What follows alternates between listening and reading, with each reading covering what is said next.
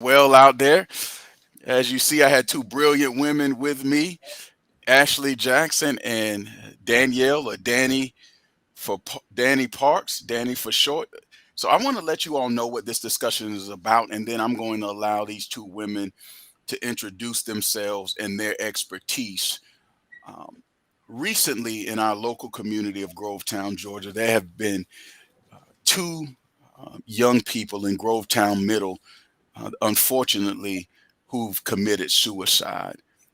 And I don't know if you all have heard over the last, I think this was Friday, Regina King's son, I believe his name was Ian, committed suicide. And so, chosen, we consider ourselves a relevant ministry.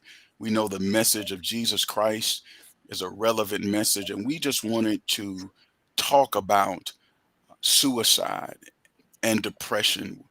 Um, how do we minister to the many people who are struggling with depression and suicide in our church, in our community, and in our world at large? And so, again, I want to thank Danny and Ashley for coming on this live stream. If you want to chat with us, if you want to ask us questions, feel free to do that. We know that this wasn't promoted, it's something very impromptu. We just felt like we needed to get online and discuss this.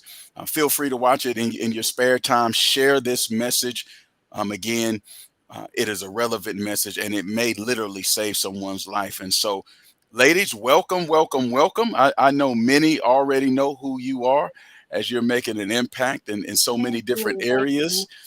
Danny, I'm going to have you open up and introduce yourself to our audience. Let them know a little bit about you and your history. And then, Ashley, if you could follow up and do the same, that'd be great. Okay, well, my name is Danny Parks. I'm a mental health wellness advocate. I speak about depression, suicide awareness, and prevention. I also have a nonprofit where we promote promote awareness of period poverty here in the CSRA and in Georgia as well. And I am glad to be here. We're glad to have you, sis. What about you, Ash? Hi, I'm Ashley. I am currently in my LPC, licensed professional counselor program. I'm at the end of my program, so hopefully be licensed by the end of the year, and also taking up clinical mental health. And I'm a big advocate for mental health and self care. Absolutely. Again, thank you all for joining us. And we're just going to dive right into the discussion. Uh, what does depression look like? I think that's a Um, go ahead, Go ahead. Dan. Oh, I was gonna okay. say, I think the question that we always ask is, what does it look like? Mhm. Because it has many faces. A lot of people think that depression is sad, and that is definitely not the case. There are plenty of people that are walking around smiling every day who are depressed inside. Let me ask you this before you answer, Danny. When Mhm. you say that oftentimes when people think about depression, they think sad. What do you mean by people will walk around every single day depressed, but they have a smile on their face? What's going on with that? So a lot of people don't kind of know how to identify if they're depressed. Like you can be overwhelmed. You can have a lot going on in your life. For instance, you could be a new mom and you have a newborn and you might have other kids, a husband and things like that. And you could be having all of these emotions inside and trying to just really push through, but you don't realize, like, your body's like, okay, this is what I'm supposed to be doing, or this is, it's okay or whatever. And a lot of people just don't realize that depression comes in different forms. So sometimes we have to take a step back and acknowledge our mental health, and just kind of see, like, you know am I really happy inside, or am I just putting on a face? You have to be able to identify your true feelings and be honest with yourself about really what's going on with yourself. That's so good, Danny. I'm gonna have you chime in. I want to mention this. So many times we walk around with church face. um, trying to act like nothing's wrong, trying to act like just because I believe in God, there shouldn't be anything going on. There's a saying that I absolutely hate, and it's I'm too blessed to be stressed.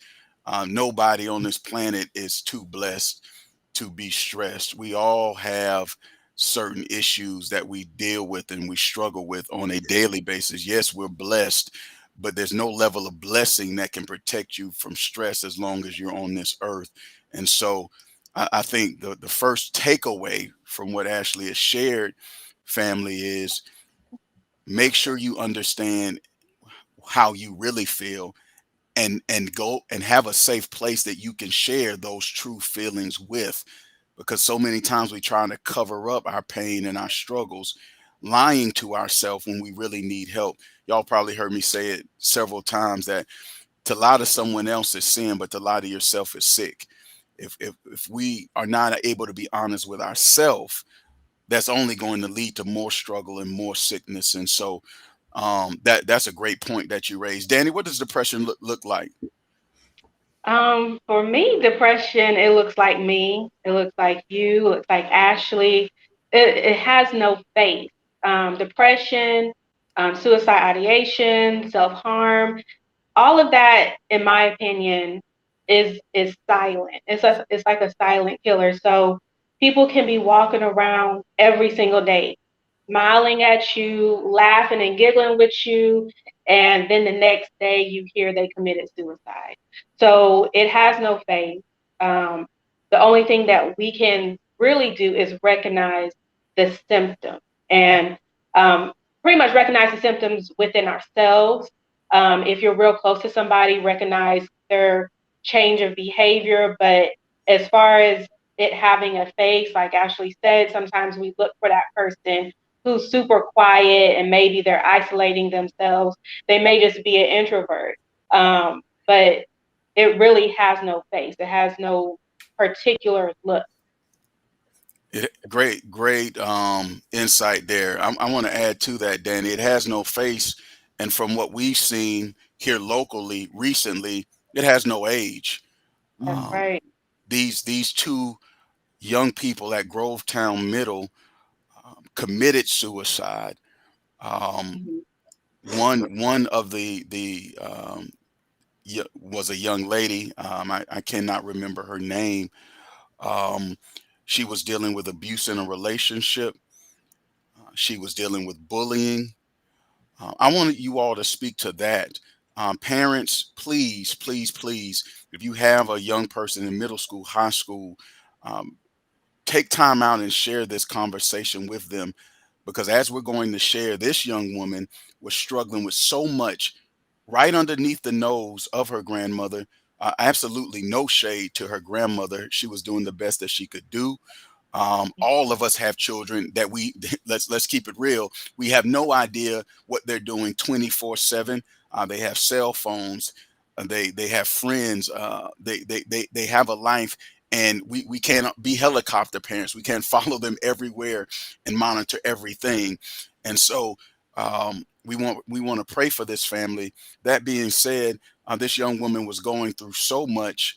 Uh, what in your history and dealing with depression and suicide in your studies, um, explain a little bit about what this young lady may have been going through in the on the depression side that ultimately led to suicide. Well, I can relate to Emily, not in the same situation that she was in, but I found myself um, extremely depressed, clinical depression, when I was in seventh grade. So, did my parents know? Absolutely not. Were my grades still up? Yes. Did I still participate in extracurricular activities? Of course. So it is very silent. And if we don't reach out, if we don't make that outcry for help, you will never know that someone is dealing with what they were dealing with. Like I said, I was depressed. I was actively trying to commit suicide, not any type of self harm as far as like cutting or anything like that, but actually trying to commit suicide almost on a daily basis. And my parents had no clue. My friends had no clue. And I was very active in school. Like I was not an introvert at all in school. And this was from seventh grade all the way up until I was about 22 years old when I finally came out and, asked for help. And everyone was surprised. So it's one of those things like you have to really create an atmosphere within your home of open communication. I didn't feel like I could talk to my parents about what was going on in my mind. I felt embarrassed. I felt shame. I felt like the reason I wanted to kill myself, I felt like my justification wasn't good enough. And so therefore I felt like it was dumb. And, validating, I felt like how I felt wasn't going to be validated if I told somebody, yeah, this is why I'm depressed. This is why I want to kill myself. Um, and so I just kept it to myself. My parents never knew. Like I said, nothing changed in my behavior. Everything changed within my mind. It changed within my body. Wow, wow. Thank you for sharing that. I will pause here parenthetically and say, I know you don't fail at much, but I'm so glad you did not fail at that. That you did Hmm. fail at that. Rather, Yes. yeah, yeah. God had a plan for your life, and you're walking in it. And so, thank you for your transparency and sharing that, and all you do for so many. Sharing your struggles so that others may turn pain into purpose. Ashley, why don't you chime in there? Yeah, I think I would say that and I've said this to you, is never think it can't be you or your child. And I think that's like a place to start, because people say, "Oh, my child would never." You don't know that. You don't know what Hmm. they're going through. We don't know what you're going through. And just everything. And I would say, just I'm a parent. I talk to my child, and I ask questions, and I try to be involved, but not too involved. I think, like Danny said, we have to create safe spaces for our kids. Like when I talk to Aiden, I'm like, hey, how's your day? I put no limitations on how he could tell me what's going on with him. I try not to cut him off. Even if he's saying things that I don't agree with, I try to let him know that he can be himself and he can be authentic. A lot of kids, they don't feel safe. Like they feel like, oh, I have to be this way towards my parents, or, I can't say this, they're going to be upset. And that right there creates the barrier between your child wanting to be open with you and telling you how they really feel. And, we have to, a lot of people be like, oh, they're kids. What do they have to be stressed about? The same things, kind of, to a certain extent, you have to be stressed about. No, they're not paying bills, but they're going to school now. They're being bullied in school. Social media is, oh my gosh, like the assistance to bullying right now.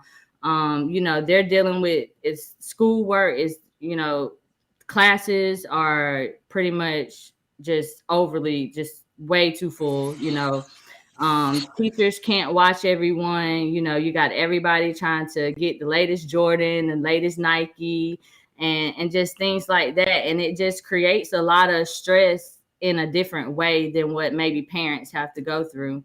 I've shared the story of Aiden being bullied in third grade because he wore, name brand shoes and clothes, and he was being bullied by a child who didn't have those things.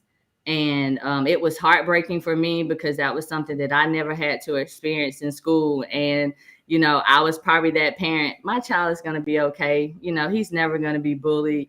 And sure enough, he was. And it broke my heart. It really did. And I had to step in place, and he didn't tell me. He didn't come to me. He was making himself sick at school, trying to come home. He didn't want to go to school. And he told my niece. And thank God I have, I surround him with a great village that was like, hey, this is going on, this is why this is taking place. And it hurt me that he was like, I didn't want to tell you because I knew you was gonna act out. And I was like, well, I am, but this is a time for it. But it really just changed my whole dynamic of my communication with him.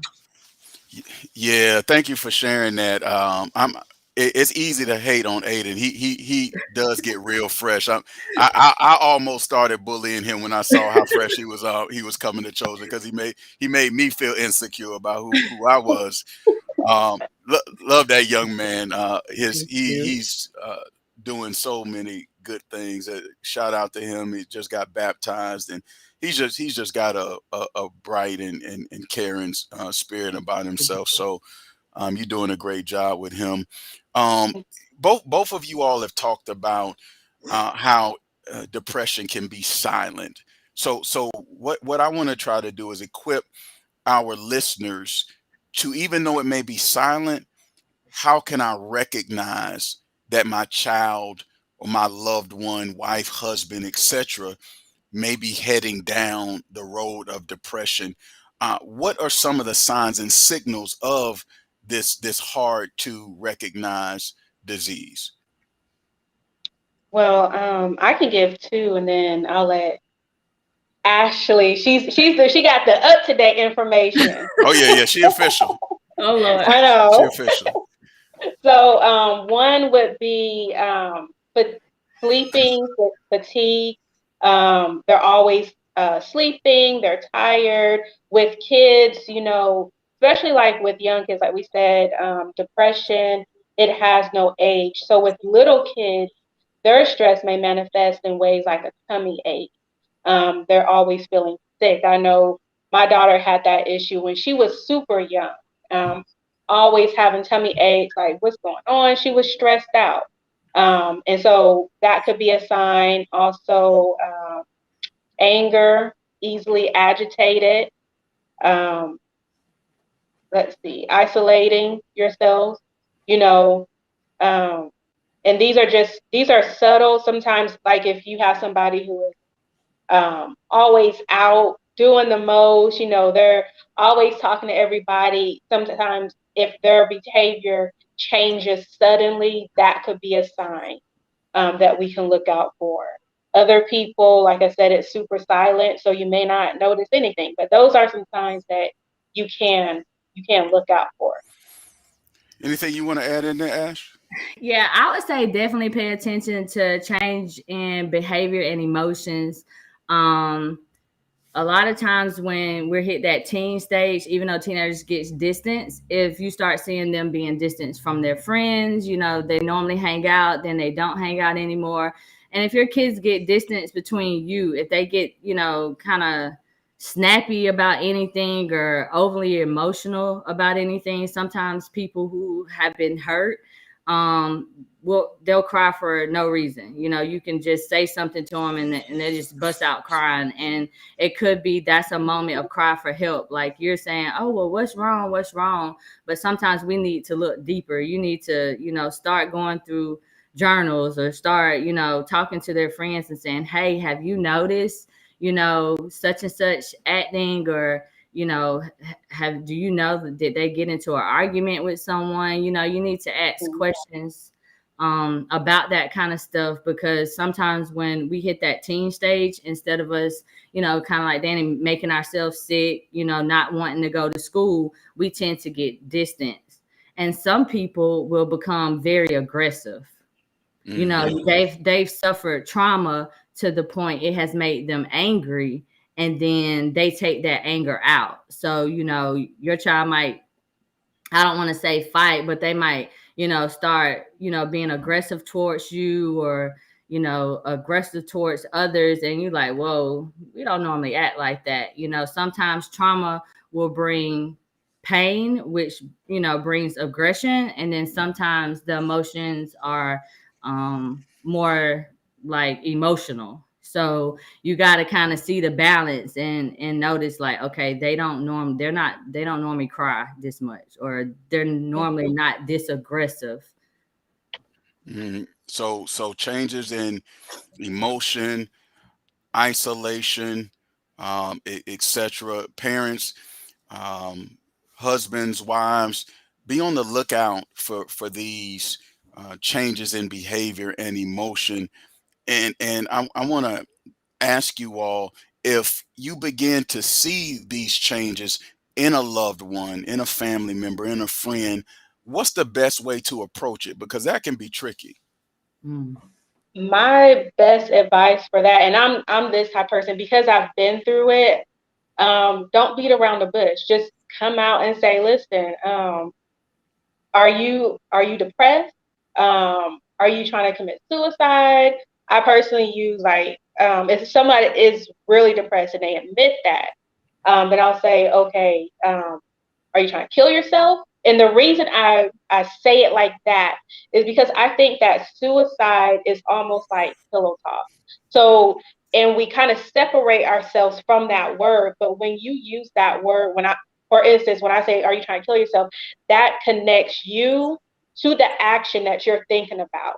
And it makes you aware of the consequences that's going to happen. Because when you say, are you having suicidal ideation? Are you are you feeling like you're going to have any self harm? Have you been trying to, hurt yourself?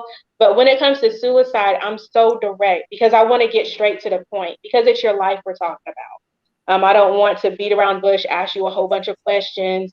Like, no, let's get straight to it. Are you depressed? Um, are you trying to commit suicide? Are you trying to kill yourself? And some people, like, if you ask them the question, they'll come out and tell you. Most of the time, it may take a minute, but if you're direct with them, then they know, like, okay, this is the person. I don't want to say anything right now, but I know to somebody that I can come and be completely direct with. Like, yes, I'm trying to commit suicide, or yes, I've thought about self harm. I've cut myself. I've done this. I've done that. I've abused substances. So um, the direct approach is the best approach. That's good. Would you agree with that, Ashley? Yeah, and I'll add this to a flip side is being compassionate and coming to talk to someone and just saying like, hey, it's okay. You sometimes you just have to get on their level. It's okay if you're having these thoughts, I want to help you. You know what I'm saying? Like I don't want you to feel like something's, I don't want to say something's wrong with you, but you need to get on a compassionate level to create that safe space for that person to be like, okay, they want to help. This is, I feel comfortable opening up. This is a calm space. This is a safe space for me. Because sometimes when we are aggressive, depending on that person, you know what I'm saying? So I would just say sometimes just, come calmly at times and just ask. But like Danny said, sometimes you do have to get straight to the point, but you kind of got to know, you got to filter people and feel what they need to be comfortable, because some people, yeah, we could come and be like, hey, what's going on with you? Are you Mhm. Right. thinking about hurting yourself? And then some people we got to just be like, hey, it's okay, I'm here, we're going to get you help, we're going to go through this together. You got to just create that safe space so they can break down and just like, okay, let me tell you, let's move forward. Yeah, and I'm That's not I'm not like coming at them like, ah, you trying to kill yourself? Daddy You like, trying to kill tell yourself? me. Like, tell me what's going Like, on so we can get you some be help. Danny direct a gangster. and Hey Ashley, if I ever need help, I'm coming to you, Ashley, because no, Danny, Ashley. yeah. No, because Ashley's gonna have me on the phone. I'm gonna be like, put me on speakerphone. Put me on speakerphone. But yeah, Oh being direct and having compassion is definitely key. no, that's good. You all both hinted at this. I want to try and get some information out that'll equip the listeners to take a next step. What can we do to create the safe spaces, right? If it sounds like I'm not trying to take your words and say something you're not trying to say, but it sounds like you're saying a huge piece to fighting depression is communication and creating safe spaces for people to express how they're really feeling. And so, what can we do to help our listeners create that safe space for their spouse that may be struggling, a friend, their child, grandchild? How do we do that? I would say don't think that your child is always just going to talk to you. Support, get them a good village, like surround them with great people who they will feel comfortable talking to just besides you. There are plenty of times where some of my family and friends be like, hey, I talked to Aiden, and I'm like, really? And they're like, yeah. I'm like, is there anything I need to know? And they're like, no, we just talked, and see how he's doing and stuff like that. And I try to make it to where, although I'm here and I parent in a way where I sit back and I listen. Aiden can tell me anything, and I've learned to control my reactions. Safe spaces will be created if you learn how to control your reactions around your child. Ashley, I don't want to interrupt that thought, but that is so powerful for parents to hear. Let your child talk. Even if it's wrong, you can always come back and correct it, adjust it, make it accurate, whatever. But I think that is such a powerful principle, because if a person comes to the conclusion that they're always wrong, or that you don't Mhm. want to hear what they have to say, whether they tell you or not, they will eventually stop sharing truth. And so I just think that's powerful. Um, Parents, stop fussing so much. Watch your tone. You don't have to yell. Like, again, I mean, I have a 19-year-old son and I have a daughter that's 11. I get it. Our children push us there, and I do not get it right all the time. But the goal is growth. And so if your child is trying to share, you don't you don't have to tell them that they're wrong right away. You don't have to cut them off. Create that space to where they're comfortable communicating, because there's going to be a time where you need them to have that conversation with you, and you don't want to push them away before they even begin to come. So that was great. Go ahead, Ash. And I want to say something off of what you just said. When you said, your child can be wrong, sometimes your child cannot be wrong. It just could be how you're looking at it. Sometimes, society is changing, everything's changing. These kids, are going through more or different things more than what we, did. Everything's advanced technology. So sometimes, like, we gotta like take a step back and be like, okay, well, maybe I can look at it in this way, like understand their point of view. Sometimes, it's not, I know we're the parents, but this for me has been a true learning process, and it has bettered me. So I just say, like, listen to your child.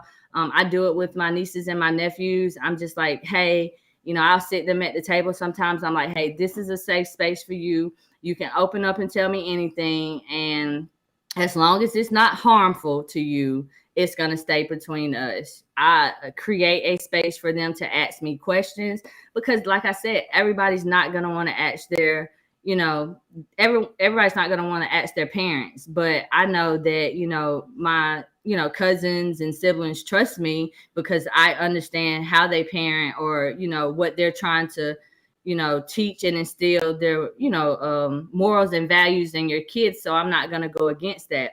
But if your child wants to come talk to me about something and it's not harming them and they feel comfortable, then yeah, I'm going to, have that discussion. And, it's just creating that safe space. So they're like, okay, well, if I can't tell mom and dad, let me talk to TT. But if you're harming yourself or something that I feel like they need to know, I'm gonna go, say something. But if it's just innocent questions, and kids are curious or whatever, then I create that safe space for them. I love getting them together and sitting down and talking with them. I learn so much. It actually teaches me the stuff that they actually go through. And I'm like, y'all be going through that, or y'all be talking about that at lunch. I'm like, this what you be going on. So It it's just always pays to listen more than we talk. mm, Um, that is such an important principle. And to go back, it was something else you said that was really profound. Get you a village. That old African adage, it takes a village to raise a child, is such a true statement, especially in 2022. Shameless plug. the lab, fifth through seventh graders that Danny and Audrey helped to lead. Chosen Generation, eighth through 12th grade with Sleepy, DeAndre, and LaShondra. The other things that we have going on through Chosen, the Purpose Center. Uh, my daughter has a youth pastor. Um, Ashley's daughter, Ashley's son has a youth pastor. Danny's daughter, Danny is her daughter's or was her daughter's youth pastor. Now she has Sleepy. Now she knows she can come to me. These children, it's sometimes it's hard talking to your parent because you live under their roof. You may be afraid that you may get in trouble, etc. But when they have those outlets, even my son has people that he calls and talks to, and if there is something that needs to be shared, those people know that they can come to me. But my son trusts them, and so sometimes it's pride. We want to be Mhm. the only one speaking into our children's life. I don't want anybody thinking that I can't do my job and my child needs. It's and this is very prevalent in African American home. What happens in our house stays in our house. That is ludicrous. It has caused families to cover up things that should never ever ever have been covered up, and so you need that village. And if you look at Jesus' ministry, parents, we can learn from this. He asked more questions than we ask. Jesus asked the man, "Do you want to get well?" In the garden, God asked Adam, you know, where are you? Like, it's not that God and Jesus didn't have the answers to those questions, but asking questions allows a person to self-reflect and give you more information and help them to figure out things that they'll never figure out with us yelling in their face. And so that is so good. I want to say something real quick. So, and once again, I said this to you, but we need to check ourselves and make sure we're not the people that's creating our kids or youth to become depressed and want to commit suicide. It's like we got to say that, you know what I mean? You got to check your household or check how you are and make sure that you got so much stuff going on with you that you hadn't addressed. You depressed and don't even know it, and now you passing it down to the kids in your household. Ooh, you Right. snap just That's then. good. Get your own mind right. Get That yourself right. that what you got Okay, to say about that, Danny? That's a I'm just that's a word saying. right there. Right. I thought You I are thought not Danny was the free. rough one. Not Ashley. Is I Ashley told you, coming for folks. Ashley, you Yeah, gotta watch Ashley. yeah. But yeah, that's good. One thing, a few things that I have is that, our kids, I know a lot of us, I'm not sure about any other community, but our community, oh, you don't have no stress, you're not going through things. We're all going through things. Our kids are going through a lot. We're going through a lot. And it's just the society that we live in right now. We are overexposed to things that we shouldn't be exposed to, even as adults. There where we've been desensitized to a lot of things, especially when it comes to violence, the acceptance of it. And I think that's why suicide is just running rampant through all of our ages, from even elementary school kids are committing suicide. And I think because we're just oversaturated with violence, we're oversaturated with things that we shouldn't be seeing. I was just telling a friend the other day about when I was deployed to Iraq. These army movies that we see, and there's soldiers being blown up here and there. That's real life. That's real life when you are in a war type situation, in a war environment. We've seen those things. And when I first came back from Iraq, I was just so surprised that, oh my goodness, this isn't a movie as graphic as it is. It's like, you have these soldiers who have PTSD because when they see those things, that really happened. We shouldn't see, even as adults, you shouldn't see the the the entirety of what happens. But we're just so saturated with those things. And so, realizing that we're all going through things. And like Ashley said, sometimes you have to sit down and check yourself and say, okay, am I going through something? How can I fix this? Being mindful of yourself, being mindful of your thoughts, of your actions, how your thoughts, control your actions, and then checking those things, because I hear so many stories of my friends who are grown, who grew up with parents who were depressed or who had anxieties, and they talk about that, like, man, things could have been different, but this is how my household was. And so we don't want our children to have those type of conversations when they get older. We want them to experience a childhood as children, not as children having to take care of their adult, parent. Um, so those are just a few things that I have about, you know, uh, how we can just help with not I'm on self-care now, with self-care, and just creating a safe space, even with your spouses. We get into this whole um, behavior, and it's normal. I'm not trying to judge anybody, but when we ask somebody, hey, how you doing, it's not even we stop to hear how they're doing. It's in passing. Oh, hey, how you doing? I hope everything's good with you. And we keep walking. And I encourage people all the time, like, when you ask somebody how they're doing, stop and listen. They're going to be surprised. They're going to be like, whoa, I didn't think you were going to stop. Stop and listen. Ask them how they're doing. And my whole thing is, if they say anything other than I'm doing great, I'm feeling excellent, if they say, oh, I'm okay, then I ask more questions. Because some people just need to talk. They just need to get something off their chest real quick, and then their day can be, you know, go great. So, stop, have those active listening skills and just listen to people, because that's really what it is. We just need someone who to listen to it. Robin Williams talked about which actually committed suicide, but he just tells you to be kind. Man, we don't Hmm. know what people are going through. We just like you said, just asking someone how their day or just listening could just be what they need to keep them from going over on the edge. I was actually out grabbing lunch today, and the guy was just kind of being rude, and I was just like, I didn't even say anything. I just said, you have a blessed day, and I just left. You know what I'm saying? Sometimes you don't know what kids come to school, you don't know what they're going through at home. You don't know what their parents are going through. You don't know what the parents at work or just whatever. You just don't know what people are going through. And I think we've just made it so quick, especially with social media, to think like, oh, let me record this person acting up, or let this person act up so I can go viral. Why not be kind and let that go viral? Let's show something different.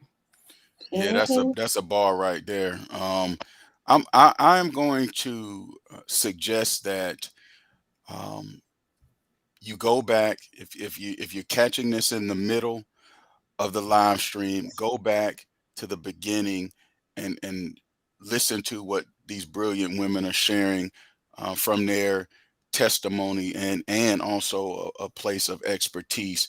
Because if you do these things, if you make these adjustments, you may literally be saving someone's life. Um, I want to say this, but before we close, if there is anybody who's listening to this that is suffering from depression, um, having suicidal thoughts, will you all share the mental health hotline? Sure. There's actually three resources I would like to give. Here in, so we have the national number. Let me give that national number, because I know more than Georgia people are listening. So the national hotline is 1-800-273-8255. And on July 16th, 2022, that number is going to be routed to a three-digit number, which is called 988. The thing about 988, it's groundbreaking. This was signed into law about a year and a half ago. With 988, this will connect you directly to a mental health crisis counselor, and it helps to mitigate your um, experience with law enforcement. Most law enforcement, they are not they're not trained to deal with mental health issues, whether it's actual mental health crisis or some type of disability crisis or even a substance abuse crisis. So when you call this number, you'll be connected to them. If they cannot help you de-escalate the situation, 80% of those 80% of those calls can be de-escalated over the phone. If they can't, a mobile health crisis team will come out to you to de-escalate it. Once again, no law enforcement is involved. The only time law enforcement gets involved when it comes to this new law that's being put out there is if the situation causes for us. So they are actively trying to harm you or themselves or someone else. So with this, like I said, 988 is groundbreaking. If don't call 911, call 988 if it's a mental health or substance abuse crisis. The next one, since we all love our phones, we're on our phones now. I'm streaming from my phone right now. Is the crisis text line. So if you are going through anything, you don't want to talk to somebody, but you do have enough energy and you do have enough energy to at least reach out to somebody via text, you can use 741-741 and just text hello. When you text hello, someone will respond back. Once again, another mental health crisis counselor will respond back, and they will help you navigate through the situation that you're currently experiencing. So once again, that text number is 741-741. This is 24 hours as well, and just text hello to that number. And as far as Georgia is concerned, there's a lot. I mean, there's so many different resources that we have. Georgia has a line as well. It's 1-800-715-4225. And this is 24 hours as well. If you are in Georgia and you're having a mental health crisis, you're having a substance abuse crisis, or you need some information on how to go about getting help for that, maybe you need resources that are located specifically in Georgia, call that number. And once again, with 988, they will route you to your state when you need that. If they can just de-escalate it, they'll de-escalate it, but it can be routed to your state. And then also, one of my favorite is the peer-to-peer warm line. So with the peer-to-peer warm line, that is somebody who has been in your shoes, someone who has experienced suicide, someone who has attempted suicide, or someone who has been depressed and now they're coping with it, they're thriving with it. And when I say thriving, like they're successfully coping with whatever mental health crisis they found themselves in. These people will help you navigate through that as well. And that number is 1-888-945-1414. And this can be for depression, it can be for any traumas, it can be for grief and anxiety. It could be if you just need someone to talk to. You can call this peer-to-peer warm line and get the help that you need. So we have a Thank you lot for of that, resources Danny. out there. A lot of resources. Y'all get those numbers Mhm, down. Share those numbers. Again, struggle is nothing to be ashamed of. mhm, I want you to know that God has a plan and a purpose for your life. Pain is a natural part of this earthly existence. There's nothing wrong with you. That you're not a bad person. Everybody's pain is different. Don't be ashamed of what you're going through. What bothers you may not bother me, and what bothers me may not bother you. Your life is worth living. You have a purpose print on your life. There's something that you can do on this planet that nobody else can do. Live on, as these two young women have shared, and Danny shared specifically from her own situation, struggling with suicidal thoughts. Now she's a minister, an author, a speaker. How many people would have missed a blessing from Danny if Danny would have carried out what she was feeling during those dark days? And so um, use these young women to inspire you. I love what you shared, Ashley. Be kind. If you're a young person, teenager, remember that your social media is not a weapon. Please understand that there's other people on the other side of those posts. If you're in school, be kind. If you're popular, use your popularity to promote others, not to push others down. We all I feel this way. You all may agree or disagree. When somebody in our community commits suicide, I believe we're all culpable. I believe we all play a part in that. And so, ladies, in 2 to 3 minutes, do you all mind sharing what Chosen has planned to help our community? Some of the things that we're working on in the mental health and suicide prevention space that you all plan on rolling out here real soon? Sure. As far as the youth is concerned, we just noticed that, every now and then we need to do a mental health checkup. So we will start implementing mental health wellness checkups for our children, for the lab and also CG on Saturdays. So more information will be put out about that, and then we'll also follow up with that discussion during our Monday kickback. Oh, that's awesome. That's awesome. Anything you want to share as we close, Ashley? Um, I really, when you was talking, I was just thinking like, if just understand that there is somebody out there that wants to help you, even if it's not your people. Somebody, you are necessary. You know what I'm saying? You deserve life, and there are people that want to help you. Feel better. Just don't take the option to kill yourself, because then you gave somebody the satisfaction that they didn't need or they didn't Mm, deserve. So I wow. just I just want people to understand, like, if your family that, chosen, come to church, if Absolutely.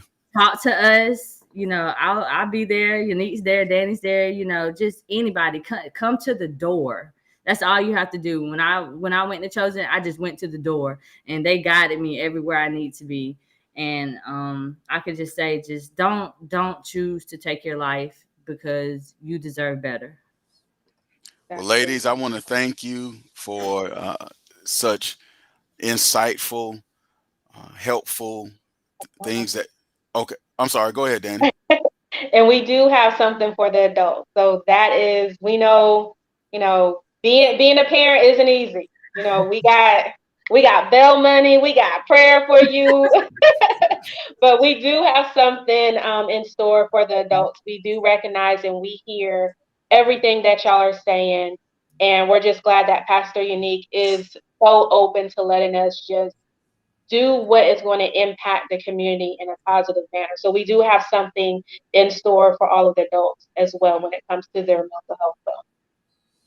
Yeah, I'm excited about what you ladies are working on.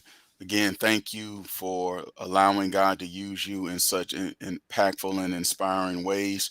I'm honored that you all are a part of our chosen family. And again, you all, if you all need anything, pull up, hit us up. We would love to help support you in any way that we can. And so, ladies, I hope to see you on Saturday as we will be closing out this series and celebrating our youth on our what do we call it, Danny? Help your brother out. The youth Youth takeover. Yeah, there it takeover. is. There it is. Absolutely. So we're gonna have a ball. Y'all come kick it with us Saturday night at 6 p.m. We love to see you, your face in the place. So I'm gonna close out with prayer. Dear Heavenly Father, we just thank you. And I want to pray for every listener on this line that's listening in the present and that will listen in the future. Father, will you give them the strength that they need to push through any pains that they may be going through and live a life of purpose? Will you move in our community and beyond? Will you help us to do a better job of equipping people to deal with the challenges that they may face in any area of their life? All this we pray is in Jesus' name. Amen. Amen. Amen. All right, family. I appreciate y'all. All right. Y'all be good.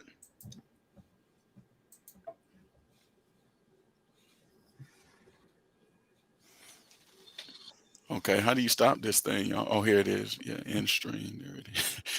Y'all stop.